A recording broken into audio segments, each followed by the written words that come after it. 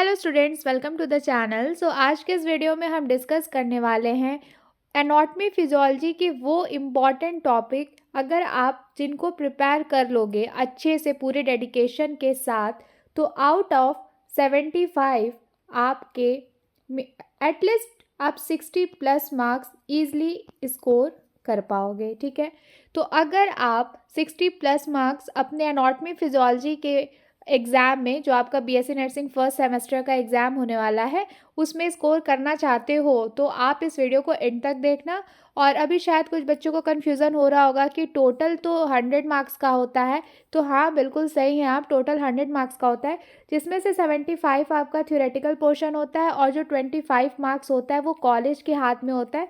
वो जितने आपके इंटरनल असेसमेंट होते हैं लाइक पीए एग्ज़ाम या फिर इंटरनल एग्ज़ाम, असाइनमेंट, उन सारी चीज़ों का एवरेज निकाल के आपको ये आउट ऑफ 25 मिलता है। तो बट आपके हाथ में ये जो 75 मार्क्स है उसमें आप कितना अच्छा स्कोर कर सकते हो वो आपके एग्ज़ाम की प्रिपरेशन पे डिपेंड करता है।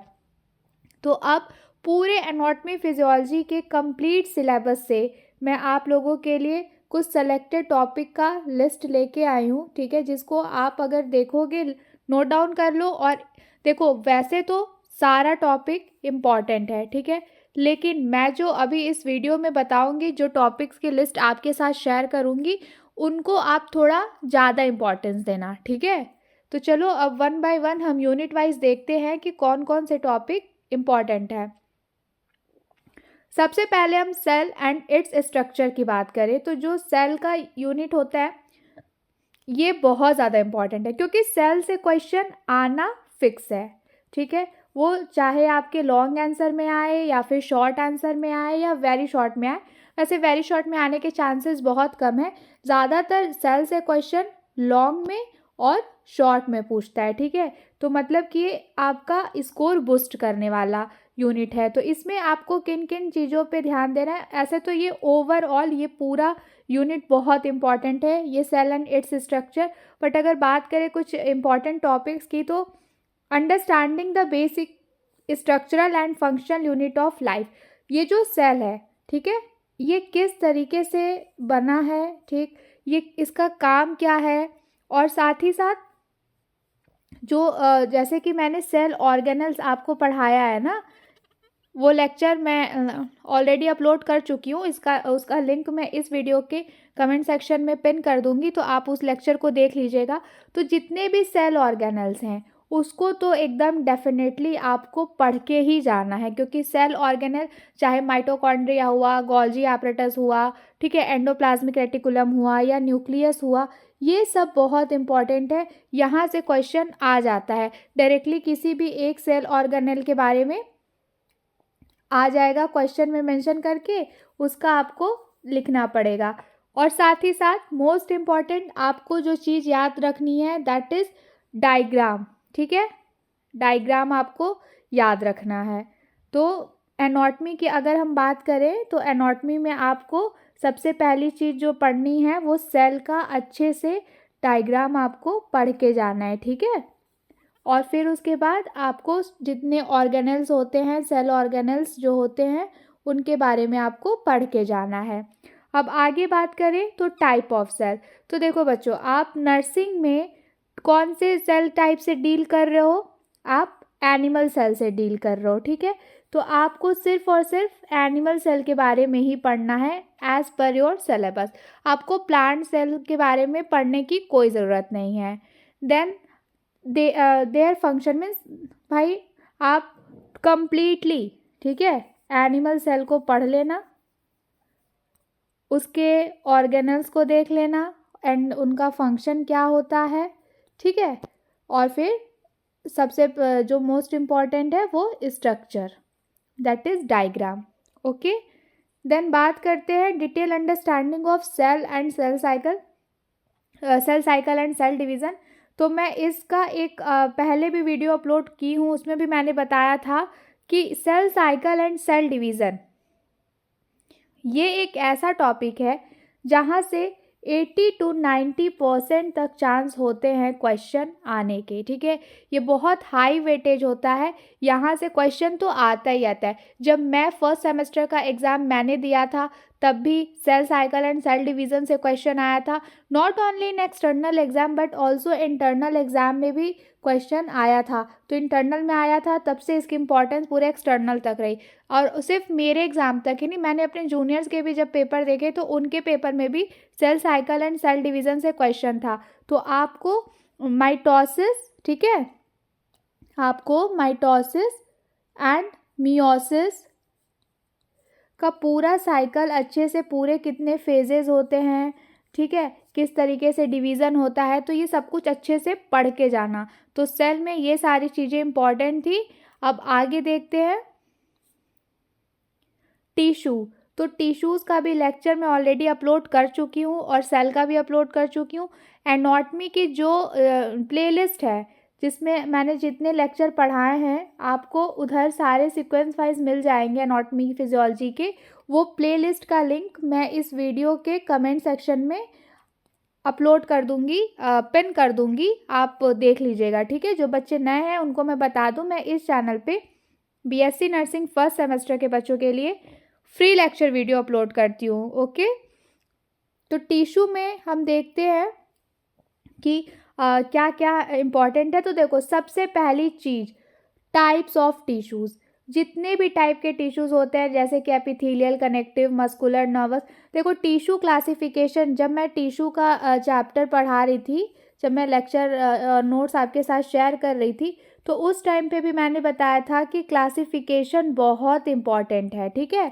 मीन्स टाइप्स ऑफ टिश्यू, तो पूरा क्लासिफिकेशन मैं बहुत अच्छे से बताई हूँ। और लिंक इस, मतलब पूरी प्लेलिस्ट का लिंक मैं इस वीडियो के कमेंट सेक्शन में पिन कर दूंगी, तो आप वो वीडियो ज़रूर देखना, क्योंकि मैंने टिश्यू क्लासिफिकेशन बहुत अच्छे से पढ़ाया है। तो उसके बिहाफ, मतलब उस तरीके से अगर आप क्लासिफिकेशन पढ़ के जाओगे और इन केस आपके क्वेश्चन मतलब पेपर में आ जाता है कि क्लासिफाइड टिश्यूज़ या फिर सिर्फ टिश्यू पूछता है, तो आपको टिश्यू पूरा अच्छे से डिफाइन करना होगा। उसमें आपको उसके टिश्यू के टाइप्स भी बताने होंगे। तो आप जिस तरीके से मैंने बताया है फ्लो चार्ट के थ्रू, आप उस तरीके से बना करके अगर एक्सप्लेन करेंगे तो आपको अच्छा मार्क्स मिलेगा, ठीक है। फिर उसके बाद जितने भी टाइप्स के टिश्यूज़ होते हैं, पर्टिकुलरली सभी टिश्यूज़ का आपको स्ट्रक्चर पता होना चाहिए और उसका फंक्शन पता होना चाहिए। मतलब टिश्यू को आपको पढ़ना है, देन उसका क्लासिफिकेशन आपको पढ़ना है, एंड देन जितने भी टाइप्स के टिश्यूज़ होते हैं, पर्टिकुलरली सभी टिश्यूज़ का स्ट्रक्चर और उसका जो भी स्पेसिफिक फंक्शन होता है वो आपको पढ़ के जाना है। अब आगे चलते हैं स्केलेटल सिस्टम। तो स्केलेटल सिस्टम, देखो ये सब थोड़ा कॉम्प्लेक्स चैप्टर्स होते हैं, ठीक। तो यहाँ से तो क्वेश्चन, ये सारे मतलब यूनिट से क्वेश्चन आना फिक्स है। तो सबसे पहले बोन स्ट्रक्चर, बोन का स्ट्रक्चर आपको पढ़ना है। तो बोन स्ट्रक्चर में आपको क्या पढ़ना है, वो जो स्केलेटल सिस्टम वाला आप डायग्राम देखते हो ना, जो स्केलेटल सिस्टम वाला डायग्राम होता है, वो आपको पूरा डायग्राम, मतलब ऐसे मैं क्या ही बनाऊँ ऑन स्क्रीन, पूरा वो डायग्राम आपको अच्छे से पढ़ना और उसकी लेबलिंग पता होना चाहिए, ठीक है। कहाँ स्कल है, कहाँ कौन सा बोन है, अच्छे से उसको आपको रिप्रेजेंट करने आना चाहिए। देन टाइप्स ऑफ बोन्स, जितने भी टाइप्स के बोन्स होते हैं सबको अच्छे से पढ़ना है। बोन फॉर्मेशन, देखो स्केलेटल सिस्टम से वैसे तो बोन फॉर्मेशन पूछे ये चांसेस कम हैं, लेकिन ये टॉपिक बहुत इंपॉर्टेंट है। मे बी पेपर सेट करते टाइम एग्जामिनर का मूड घूम गया और उसने बोन फॉर्मेशन पूछ लिया, तो इसलिए ये टॉपिक इंपॉर्टेंट है, तो मैं बता दे रही हूँ, बोन फॉर्मेशन पढ़ के जाइएगा, ठीक है। एंड फिर different bones of the body, मतलब कि हमारी बॉडी में जितने भी टाइप्स के बोन्स होते हैं उनका क्या लोकेशन होता है, वो सब अच्छे से पढ़ लेना। एंड देन देखो, इस चैप्टर से जो सबसे ज़्यादा इंपॉर्टेंट है ना, जहाँ से क्वेश्चन आता है, मोस्ट फ्रिक्वेंटली क्वेश्चन आते हैं, वो पोर्शन है आपका जॉइंट्स, ठीक है। तो मोस्टली स्केलेटल सिस्टम में ना जॉइंट्स के बारे में पूछ लेते हैं कि कौन सा जॉइंट्स कहाँ प्रेजेंट होता है और वो किस टाइप का मूवमेंट प्रोवाइड करता है। मतलब देखो, कुछ जॉइंट्स होते हैं ना जो रेस्ट्रिक्टेड मूवमेंट प्रोवाइड करते हैं, कुछ जॉइंट्स ऐसे होते हैं जो बिल्कुल ही मूवमेंट नहीं कराते हैं, कुछ जॉइंट्स ऐसे होते हैं लाइक जो मतलब कि बहुत फ्लेक्सिबिलिटी प्रोवाइड करते हैं। तो इस तरीके से आपको जॉइंट्स को डिटेल में पढ़ के जाना है, ठीक है। और वो जॉइंट्स कहाँ पर प्रेजेंट है, उसका क्या फंक्शन है, सारी चीज़ें, उसका क्या स्ट्रक्चर है, ओके। देन मस्कुलर सिस्टम, ध्यान से देखना, मस्कुलर सिस्टम में सबसे पहली चीज़ टाइप्स ऑफ मसल्स, ये तो आएगा ही आएगा, स्केलेटल, स्मूथ, कार्डियक मसल्स, ये आपको एकदम अच्छे से क्लियरली इसका स्ट्रक्चर भी पता होना चाहिए, ठीक। फिर उसके बाद मसल कॉन्ट्रैक्शन, देखो फिजियोलॉजी के पोर्शन में मसल कॉन्ट्रैक्शन के बारे में पूछ लेता है, ठीक है, तो इसलिए ये इम्पॉर्टेंट है। And physiology of muscle action, muscle किस तरीके से मसल्स काम करते हैं वो सारी चीज़ें पूछती हूँ। अब इसमें ना एक चीज़ बहुत इम्पॉर्टेंट है, बहुत ही ज़्यादा इम्पॉर्टेंट है जो आपको पढ़ना है, that is sliding filament theory, ठीक है। ये वो थियरी होती है जिस पे ये पता चलता है कि जो मसल्स एक्चुअल में वर्क कैसे करते हैं, तो जिसको हम स्लाइडिंग फिलामेंट थ्योरी बोलते हैं, जिसमें एक्टिन, मायोसिन, प्रोटीन का रोल होता है, तो ये बहुत इंपॉर्टेंट है। तो मस्कुलर सिस्टम में आप स्लाइडिंग फिलामेंट थियरी प्लीज़ पढ़ के जाना, बहुत इंपॉर्टेंट है, ओके। तो जितने टॉपिक्स मैं बता रही हूँ ना उसको कहीं अच्छे से नोट कर लो, और इतने टॉपिक्स तो पहले आप प्रिपेयर कर ही लो यूनिट वाइज, उसके बाद टाइम बचेगा तो आप एडिशनल टॉपिक्स पढ़ सकते हो। देन कार्डियोवैस्कुलर सिस्टम, तो देखो ये पूरा यूनिट ही बहुत इंपॉर्टेंट है, ठीक है। ये देखा जाए तो ये पूरा यूनिट ही बहुत इंपॉर्टेंट है, इसके सारे छोटे बड़े सभी टॉपिक्स आपको पढ़ने हैं। बट फिर भी मैं अपने साइड से, मतलब मुझे जो लगता है, जितना मेरा एक्सपीरियंस है उसके बेसिस पे मुझे जो इम्पोर्टेंट लगा मैं वो आपको बता रही हूँ। तो सबसे पहली चीज़ एनाटॉमी ऑफ हार्ट। हाँ भाई, एज अ नर्सिंग स्टूडेंट आपको पूरे हार्ट का डायग्राम बहुत अच्छे से ड्रॉ करना आना चाहिए, साथ ही साथ उसका पूरा अच्छे से लेबलिंग भी पूरी होनी चाहिए प्रॉपर, ठीक है। पूरा प्रॉपर कि कौन सा चैम्बर कहाँ पर है, समझ रहे हो, पूरे चैम्बर की मतलब लेबलिंग बहुत प्रॉपर होना चाहिए। और तो और पूरा आयोटा, वेसल्स वगैरह सब बहुत अच्छे से बने होने चाहिए, ठीक है। देन ब्लड वेसल्स के बारे में अच्छे से पढ़ के जाना, और ब्लड फ्लो का मैकेनिज्म देख लेना। बट सबसे ज़्यादा इम्पॉर्टेंट है हार्ट का डायग्राम, ठीक है। हार्ट का डायग्राम बहुत आपको कॉम्प्लेक्स डायग्राम पढ़ने की ज़रूरत नहीं है, सिंपल सा डायग्राम पढ़ना जिसमें आपको मतलब कुछ चीज़ें ध्यान में रखनी है, जिसमें आपको चारों चैम्बर आपको डिनोट करना है, ठीक है।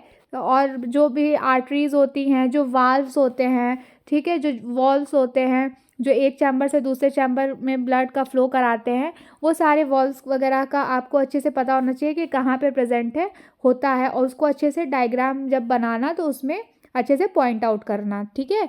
देन ब्लड वेसल्स के बारे में पढ़ना और ब्लड फ्लो के मैकेनिज्म को देखना। एंड देन कार्डियक साइकिल बहुत इंपॉर्टेंट है। कार्डियक साइकिल आप इसको मोस्ट इम्पॉर्टेंट में लिख सकते हो, MIMP, मोस्ट इम्पॉर्टेंट में कार्डियक साइकिल, ठीक है। Then blood pressure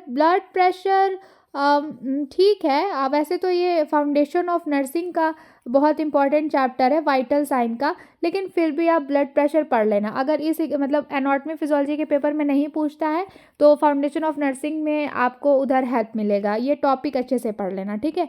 and blood composition, हाँ देखो ब्लड कंपोजिशन के बारे में आता है, जैसे कि प्लाज्मा कितना होता है, ठीक है, प्रोटीन कितना होता है, क्लॉटिंग फैक्टर्स कितने प्रेजेंट होते हैं, ब्लड में क्या क्या कंपोजिशन, प्लेटलेट्स का, ये सारी चीज़ों के बारे में पूछता है। तो ओवरऑल देखा जाए तो अगर हमको सबसे इतने सारा जो मैं टॉपिक आपके सामने यहाँ स्क्रीन पे शेयर कर रही हूँ, इसमें से भी अगर मुझे मोस्ट इम्पॉर्टेंट टॉपिक बताना हो तो मैं बोलूँगी कि आप हार्ट का डायग्राम पूरे अच्छे से पढ़ के जाइएगा, उसकी पूरी एनाटॉमी, कौन सा स्ट्रक्चर कहाँ प्रेजेंट होता है, ठीक है।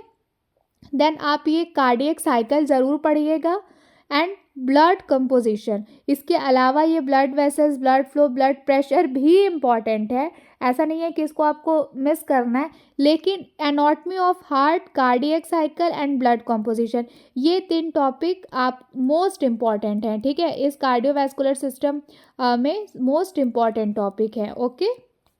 अब हम आगे बढ़ते हैं। Respiratory system, again respiratory system पूरा यूनिट ही बहुत इंपॉर्टेंट है। देखो जितने हमारे आप बोल सकते हो जो जितने वाइटल सिस्टम्स होते हैं ना हमारी बॉडी के, जैसे कि कार्डियोवैस्कुलर सिस्टम हो गया, रेस्पिरेटरी सिस्टम हो गया, डाइजेस्टिव सिस्टम हो गया, ठीक है, ये सब बहुत डिटेल में पढ़ना होता है क्योंकि यहाँ से क्वेश्चन आने के चांसेस बहुत हाई होते हैं और आता ही आता है। और सबसे ज़्यादा इसमें से जो चीज़ पूछी जाती है, मान लो अगर रिस्पायरेटरी सिस्टम का कुछ भी आपसे पूछा गया है तो आप अगर लंग्स की एनाटॉमी मतलब लंग्स का स्ट्रक्चर अगर अच्छे से बना करके आओगे ना तो आपको मार्क्स अच्छे मिलेंगे, ठीक है। तो जब भी कोई सिस्टम की बात चले, पर्टिकुलर सिस्टम के बारे में हो, तो उस सिस्टम का स्ट्रक्चर, उस जो ऑर्गन वहाँ पे है, ठीक है, जो सेंट्रल ऑर्गन है, जैसे कि कार्डियोवैस्कुलर सिस्टम में हार्ट सेंट्रल ऑर्गन है, फिर उसके बाद रिस्पायरेटरी सिस्टम में लंग सेंट्रल ऑर्गन है, तो इस पर्टिकुलर ऑर्गन की एनाटॉमी, इसका स्ट्रक्चर, इसका डायग्राम बहुत अच्छे से आपको देखना है, ठीक। देन मैकेनिज्म ऑफ ब्रीदिंग, भाई देखो इंस्पायरेशन और एक्सपायरेशन का पूरा प्रोसेस आपको पता होना चाहिए कि किस तरह से आप एयर इनहेल कर रहे हो और फिर किस तरीके से आप एयर को एक्सहेल कर रहे हो। वैसे इंस्पायरेशन और एक्सपायरेशन के बारे में मैं आपको ऑलरेडी पढ़ाई हूँ थोड़ा फाउंडेशन ऑफ नर्सिंग में, ठीक है, जब हम वाइटल साइन डिस्कस कर रहे थे। जो बच्चे मेरे साथ हैं इस सीरीज़ में कंटिन्यूसली हैं, उनको पता होगा कि हमने वाइटल साइन में जब हम लोग डिस्कस कर रहे थे ब्रीदिंग रेट, तब हम उधर देख रहे थे ना, जब हमने वो सब डिस्कस किया था सारे वाइटल साइंस, तब हम वहाँ पे डिस्कस किए थे इंस्पायरेशन और एक्सपायरेशन के प्रोसेस, दैट इज़ हमारा ब्रीदिंग का प्रोसेस था। देन गैस एक्सचेंज बहुत इंपॉर्टेंट होता है कि किस तरीके से एल्वियोलर सरफेस पे गैसियस एक्सचेंज होता है, ठीक है, कैसे वो क्या कहते हैं ऑक्सीजनेटेड एयर डीऑक्सीजनेटेड एयर का किस तरीके से एक्सचेंज होता है, ये आपको अच्छे से पता होना चाहिए क्योंकि गैसियस एक्सचेंज के बारे में क्वेश्चन पूछता है। इन केस नहीं भी पूछता है तो मान लो आपको रिस्पायरेटरी सिस्टम 15 नंबर में डिटेल में एक्सप्लेन करने के लिए आ जाए तो आप क्या क्या लिखोगे? ऑब्वियस ही बात है, सबसे पहले लंग्स की एनाटॉमी बनाओगे, देन मैकेनिज्म ऑफ ब्रीदिंग बताओगे, फिर गैस एक्सचेंज के बारे में बताओगे। अब देखो इसमें भी अगर ओवरऑल लंग्स की एनाटॉमी के बाद सबसे ज़्यादा मोस्ट इम्पॉर्टेंट है तो ये है आपका रिस्पायरेटरी वॉल्यूम, जैसे कि tidal volume, inspiratory reserve volume, expiratory reserve volume, residual volume. ये जो रिस्पायरेटरी वैल्यूज़ होते हैं ना, यहाँ पे वॉल्यूम होना चाहिए था या वैल्यू भी लिख सकते हैं, जो रिस्पायरेटरी वॉल्यूम्स होते हैं ये बहुत इंपॉर्टेंट होते हैं क्योंकि देखो जब मेरा एग्ज़ाम हुआ था फर्स्ट सेमेस्टर का, जब मैंने एग्ज़ाम दिया था अपने फर्स्ट सेमेस्टर का, तब मेरे एग्ज़ाम में ये रिस्पायरेटरी वॉल्यूम्स के बारे में क्वेश्चन पूछा था। तो आप भी प्लीज़ रिस्पायरेटरी वॉल्यूम्स को एकदम रट लेना कि मतलब कि टाइडल वॉल्यूम कितना होता है, इंस्पायरेटरी रिजर्व वॉल्यूम कितना होता है, एक्सपायरेटरी रिजर्व वॉल्यूम कितना होता है, रेजिडुअल वॉल्यूम कितना होता है। जितने भी रिस्पायरेटरी वॉल्यूम्स होते हैं कि जितनी जितनी वैल्यू होती है सब अच्छे से पढ़ लेना, ठीक है। तो इसमें ये सारे आप अच्छे से पढ़ के जाना ये टॉपिक्स, ठीक है। अब हम आगे बढ़ते हैं डाइजेस्टिव सिस्टम। तो देखो डाइजेस्टिव सिस्टम में हमारा जो डाइजेस्टिव ट्रैक्ट है, ठीक है, इसका स्ट्रक्चर आपको एकदम अच्छे से पता होना चाहिए। आपको ओरल कैविटी से लेकर के पूरा आपके ओरल कैविटी से लेकर के पूरा आपको अच्छे से एनस तक का पूरा डायग्राम बनाना है, ठीक है। उसमें small intestine, large intestine, rectum and then anal canal आपको पूरा अच्छे से बनाना है। तो ओरल कैविटी से मतलब कि इंजेशन के प्रोसेस से लेकर के इजेशन के प्रोसेस तक का पूरा स्ट्रक्चर आपको अच्छे से पता होना चाहिए। तो डाइजेस्टिव ट्रैक्ट का जो डायग्राम होता है उसको अच्छे से पढ़ लेना। देन डाइजेस्टिव एंजाइम्स के बारे में पढ़ लेना कि कहाँ पर कौन सा एंजाइम सिक्रीट हो रहा है, कौन सा एंजाइम अल्कलाइन इन्वायरमेंट क्रिएट कर रहा है, कौन सा एंजाइम एसिडिक इन्वायरमेंट क्रिएट करना, ये सब अच्छे से पढ़ लेना। और फिर एब्जॉर्प्शन प्रोसेस, किस तरीके से जो फूड हमारे डाइजेस्टिव ट्रैक्ट में आया है वो किस तरीके से एब्जॉर्ब हो रहा है, ये आपको अच्छे से पता होना चाहिए। तो फूड एब्जॉर्प्शन बहुत इम्पॉर्टेंट है। अब देखो इसमें सबसे मोस्ट इम्पॉर्टेंट क्या होता है, स्फिंक्टर के बारे में पढ़ के जाना। स्फिंक्टर क्या होता है, देखो हमको पता है ना, जब ईसोफेगस से हमारे आप बोल सकते हो कि जब हमारे आपके एब्डोमेन में, ठीक है, आपके पेट में खाना आता है तब यहाँ पे एक वाल्व होता है, ठीक है, जिसको ईसोफेजियल वाल्व वो बोलते हैं। तो वो क्या करता है, बैकफ्लो को रोकता है। एक बार खाना इधर आया तो ये क्लोज हो जाएगा, अब खाना वापस नहीं जा पाएगा।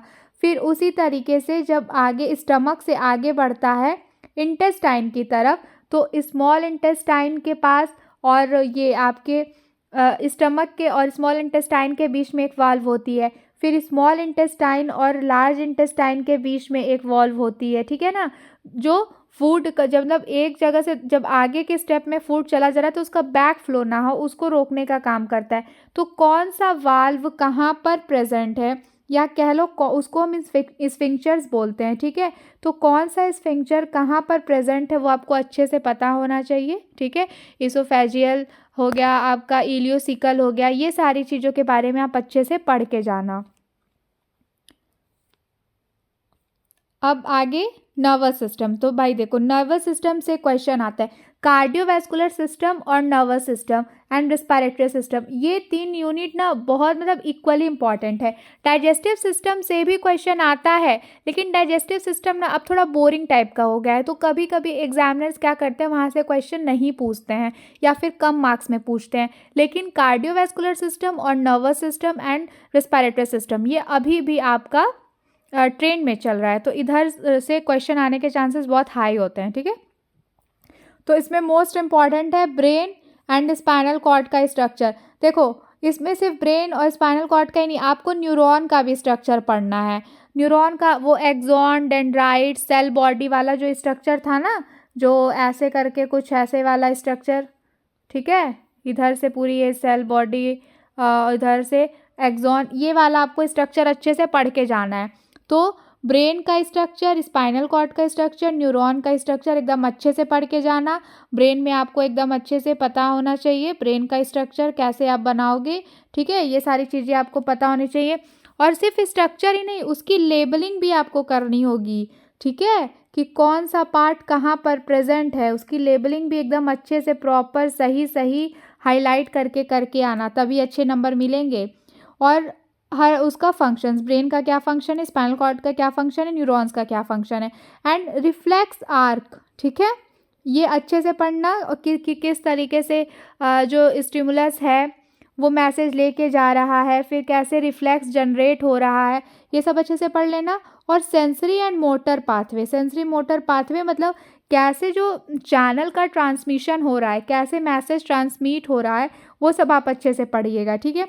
तो नर्वस सिस्टम तो मैं बोलूँगी कि इसमें ऐसा कोई टॉपिक नहीं है जिसको आप मिस करो, बट वो तो इसको आप ना ओवरऑल पढ़ के जाना बहुत इम्पॉर्टेंट है। और पूरा स्ट्रक्चर ब्रेन का और न्यूरॉन का स्ट्रक्चर तो एकदम फिक्स है यार, देख के ही जाना, क्योंकि क्वेश्चन आता है, पूछता है, ठीक है। अब हम एंडोक्राइन सिस्टम की तरफ बढ़ते हैं। तो देखो, एंडोक्राइन सिस्टम में ग्लैंड्स के बारे में होता है। तो इसमें जैसे कि ऐसा ज़रूरी नहीं है कि पूरे ग्लैंड्स के बारे में पूछ ले, कुछ स्पेसिफिक ग्लैंड्स के बारे में ही पूछता है। तो उसमें से जो इम्पॉर्टेंट है, जहाँ से क्वेश्चन मोस्ट फ्रिक्वेंटली अभी तक आता रहा है, मैं वो ग्लैंड्स का नाम मेंशन कर दी हूँ। लेकिन आप ट्राई करना कि जितने भी ग्लैंड्स हैं सबका नाम आपको अच्छे से याद रहे और सबका फंक्शन आपको अच्छे से याद रहे, ठीक है। और इसमें स्ट्रक्चर आपको याद करने की या बनाने की ज़रूरत नहीं है, क्योंकि ग्लैंड्स का डायग्राम पूछे इसके चांसेस बहुत कम हैं। लेकिन अगर मन हो तो डायग्राम थोड़ा बहुत देख लेना, बट ग्लैंड्स का क्या ही डायग्राम बना पाओगे। तो कौन कौन से ग्लैंड के बारे में आपको डिटेल में पढ़ना है, थायराइड ग्लैंड, ठीक है, थायराइड ग्लैंड, पिट्यूटरी ग्लैंड, क्योंकि पिट्यूटरी ग्लैंड हमारे क्या होता है, मास्टर ग्लैंड होता है। तो कई बार पूछ लेता है एग्जाम में कि डिफाइन मास्टर ग्लैंड, तो कंफ्यूज मत हो जाना कि ये कौन सा ग्लैंड आ गया, पिट्यूटरी ग्लैंड को ही मास्टर ग्लैंड बोलते हैं, ठीक है। Then adrenal, thalamus, hypothalamus, pancreas, ये ऐसे कुछ ग्लैंड्स हैं जो थोड़े ज़्यादा इंपॉर्टेंट है in comparison to others gland, मतलब एग्जाम के पॉइंट ऑफ व्यू से। लेकिन आप ट्राई करना कि आप सारे ग्लैंड्स के बारे में पढ़ के जाओ, ठीक है। देन इन ग्लैंड से कौन से हार्मोन सिक्रीट हो रहे हैं और उनका हमारी बॉडी पे क्या इफ़ेक्ट पड़ रहा है। तो आप ये सब चीज़ें पढ़ के जाइएगा, ठीक है। वैसे मैं आपको इन ग्लैंड्स का भी लेक्चर अपलोड की हूँ, ठीक है। मैं ऑलरेडी इन ग्लैंड्स का लेक्चर अपलोड कर चुकी हूँ। लिंक अगेन मैं इस वीडियो के कमेंट सेक्शन में पिन कर दूंगी, आप वहाँ से देख लीजिएगा। मैं पूरा का पूरा प्लेलिस्ट का ही लिंक शेयर कर दूंगी, ठीक है। आप एक बारी जब उसको ओपन करोगे तो आपको सीक्वेंस वाइज सारी वीडियोस दिख जाएंगी। मैं दोबारा से बता दूं, देखो अब तक मैं चैनल पे जितनी वीडियोस अपलोड कर चुकी हूँ, अगर आप वो लेक्चर देखना चाहते हो तो आप चैनल के होम पेज पे जाओ, ठीक है। होम पेज पे जाने के बाद उधर से साइड में है, मतलब उसी लेन में आप जब ऐसे साइड में देखोगे तो प्लेलिस्ट आपको दिखेगा, ठीक है। इसको जब आप ओपन करेंगे, इसमें आपको एनाटॉमी की प्लेलिस्ट ओपन करेंगे आप, तो इधर आपको एनाटॉमी और फिजियोलॉजी का सारा लेक्चर मिल जाएगा, ठीक है। तो मैं पूरी प्लेलिस्ट का ही लिंक शेयर कर दूंगी या पिन कर दूंगी इस वीडियो के कमेंट बॉक्स में, तो आप उधर से डायरेक्टली विजिट कर सकते हो प्लेलिस्ट में, ठीक है। अब आगे बढ़ते हैं एक्सक्रीटरी सिस्टम। तो देखो एक्सक्रीटरी सिस्टम में ये भी इम्पॉर्टेंट है, इसमें आप किडनी का डायग्राम ज़रूर याद रखना, ठीक है। जिस तरीके से देखो cardiovascular system, nervous system, respiratory system के बाद अगर कोई सिस्टम जहाँ से क्वेश्चन आने के चांसेस बहुत ज़्यादा हाई होते हैं तो वो है हमारा एक्सक्रीटरी सिस्टम, ठीक है। तो इसमें आप किडनी का डायग्राम ज़रूर पढ़ के जाना। एंड हाँ, यूरिन फॉर्मेशन से देखो क्वेश्चन आता है, ये तो फिक्स है। मतलब यूरिन फॉर्मेशन का मैंने देखा है जहाँ तक हर फिजियोलॉजी में पूछता है यार, फिजियोलॉजी के क्वेश्चन में ज़रूर यूरिन फॉर्मेशन के बारे में पूछेगा और साथ ही साथ मिक्चुरेशन, ठीक है। यूरिन फॉर्मेशन और मिक्चुरेशन के बारे में, तो ये दोनों अच्छे से पढ़ लेना आप। Then role of the urinary system, मतलब जितना यूरिनरी सिस्टम का स्ट्रक्चर है, आप एनाटॉमी देखेंगे तो फिर उस पर्टिकुलर स्ट्रक्चर का क्या पर्टिकुलर स्पेसिफिक फंक्शन होता है वो। अब इसमें मोस्ट इम्पॉर्टेंट जो चीज़ है दैट इज़ रास मैकेनिज्म। रास मैकेनिज्म के बारे में आपको पता होगा, रेनिन एंजियोटेंसिन एल्डोस्टेरॉन सिस्टम, ठीक है। तो ये जो किडनी फिल्ट्रेशन का काम कर रही है, यूरिन फॉर्मेशन का काम कर रही है, ये सब आपको ये रास मैकेनिज्म में देखने को मिलेगा। तो ये बहुत मोस्ट इम्पॉर्टेंट है, प्लीज़ रास मैकेनिज्म पढ़ के जाना। अगर आपसे एक्सक्रीटरी सिस्टम के बारे में पूछ लेता है और आप पूरा अच्छे से किडनी फंक्शन, किडनी का स्ट्रक्चर, उसका फंक्शन, यूरिन फॉर्मेशन का प्रोसेस, ठीक है, और आप फिर सेंट्रलिया बोलो या फिर आप ये रास मैकेनिज्म पूरा डिटेल में एक्सप्लेन कर देंगे ना as per requirement of your question, तो जितने भी नंबर का क्वेश्चन होगा, मान लो अगर 5 नंबर का क्वेश्चन आया है तो 5 नंबर में से आपको 3 नंबर तो एकदम आसानी से मिलने ही हैं। तो रास मैकेनिज्म अच्छे से पढ़ के जाना। देखो फुल मार्क्स किसी भी क्वेश्चन पे नहीं मिलता है, ठीक है। ग्रेजुएशन में फुल मार्क्स किसी भी क्वेश्चन पे नहीं मिलता है। अगर 5 मार्क्स का क्वेश्चन है, आप बहुत ज़्यादा अच्छा लिखोगे तो आपको 3 नंबर या फिर 3.5 मार्क्स इतने ही मिलेंगे। तो आप इसको कम मत समझना, ये उन बच्चों को मिलता है ना जो पेपर बहुत अच्छे से लिख करके आते हैं।